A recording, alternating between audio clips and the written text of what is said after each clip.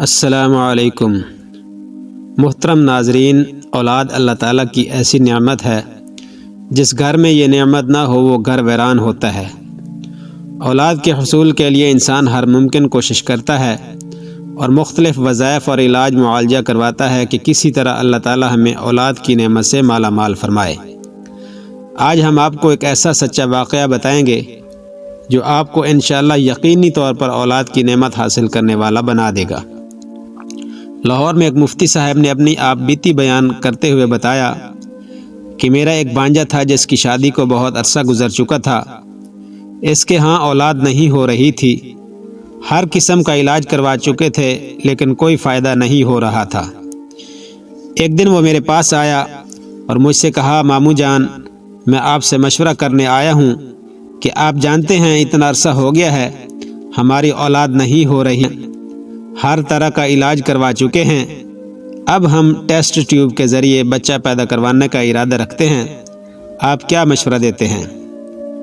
مفتی صاحب فرمانے لگے، میں نے بانجے سے کہا، اگر آپ مجھ سے مشورہ لینے آ ہی گئے ہیں تو میرا مشورہ یہ ہے آپ ایک دفعہ ٹیسٹ ٹیوب والا ارادہ ملتوی کر دیں اور میرے ساتھ وعدہ کریں جو وظیفہ میں بتا رہا ہوں آپ دونوں میاں بیوی پورے یقین کے ساتھ کچھ دن یہ وظیفہ کریں گے، میں آپ کو یقین دلاتا ہوں انشاءاللہ اللہ آپ کو اولاد ضرور دیں گے۔ اس نے کہا، ہم انشاءاللہ ضرور پورے یقین کے ساتھ اس وظیفے کو کریں گے۔ مفتی صاحب فرمانے لگے، کسی بھی بڑے پیر، بزرگ، کتب، ولی کا بتایا ہوا وظیفہ اللہ کے نبی اور اللہ کے بتائے ہوئے وظیفے سے بڑا نہیں ہو سکتا۔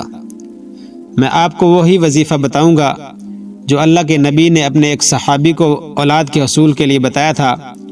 حضرت جابر رضی اللہ تعالیٰ عنہ حضور صلی اللہ علیہ وسلم کی خدمت میں حاضر ہوئے، عرض کی، یا رسول اللہ، کئی سال ہو گئے شادی کیے ہوئے اولاد نہیں ہو رہی، بڑا پریشان ہوں۔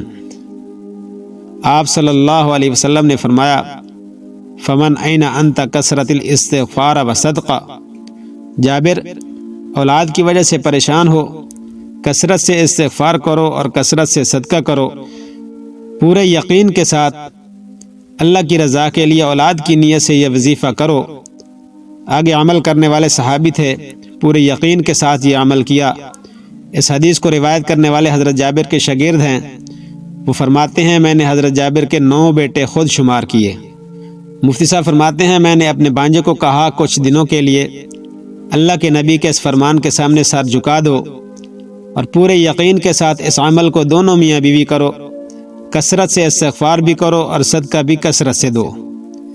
ایسے بھی بڑھ کر فرمایا، اللہ نے قرآن میں کیا فرمایا ہے؟ سورۃ نوح میں اللہ فرماتے ہیں، فَقُلْتُ اسْتَغْفِرُوا رَبَّكُمْ إِنَّهُ كَانَ غَفَّارًا يُرْسِلِ السَّمَاءَ عَلَيْكُمْ مِدْرَارًا وَيُمْدِدْكُمْ بِأَمْوَالٍ وَبَنِينَ۔ اللہ نے فرمایا کہ کثرت سے استغفار کرو، مال بھی دوں گا، اولاد بھی دوں گا۔ مفتی صاحب نے کہا، ایک چیز کا اس میں اور اضافہ کرو۔ اللہ کے نبی نے فرمایا، مفہوم ہے اپنی بیماریوں کا علاج حجامہ سے کرواؤ، یہ بہترین طریقہ علاج ہے۔ اس نے یہ تینوں عمل پورے یقین سے کیے۔ مفتی صاحب کہنے لگے، یہ قرآن میرے سامنے پڑا ہے، یقین کریں چند مہینے بعد میرے بانجے کا فون آیا اور کہا، ماموں، اللہ آپ کو جزائے خیر عطا فرمائے، آپ نے جو عمل بتایا تھا اس کی برکت سے میری گھر والی امید سے ہو گئی ہے اور اللہ نے ان کو صاحب اولاد کیا۔ محترم ناظرین، اللہ کے نبی نے جو عمل اولاد کے حصول کے لیے بتایا ہے، ہمارا ایمان ہے زمین و آسمان اوپر نیچے ہو سکتے ہیں، اللہ کے نبی کی بات جھوٹی نہیں ہو سکتی۔ اس عمل کو پورے یقین سے کریں، انشاءاللہ اللہ آپ کو صاحب اولاد ضرور کریں گے۔